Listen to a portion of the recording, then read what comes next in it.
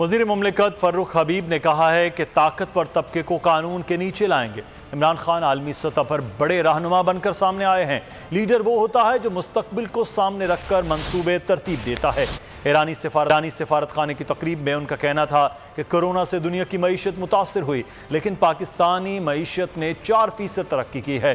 ملک کی معیشت اور سالمیت کے لیے ہم نے تمام تر کوششیں جاری رکھنی ہیں۔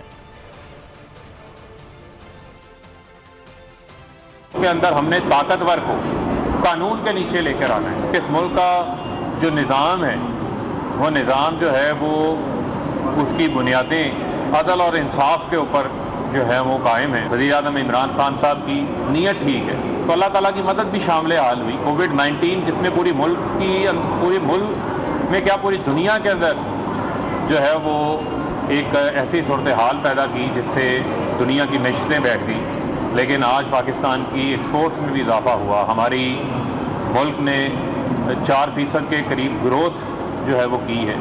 ہم نے آگے ملک کی سالمیت کے لیے، ملک پاکستان کی ترقی کے لیے اور سبز حلالی پرچم کی سربلندی کے لیے ہم نے اپنی تمام تر کوششیں جاری رکھنی ہیں۔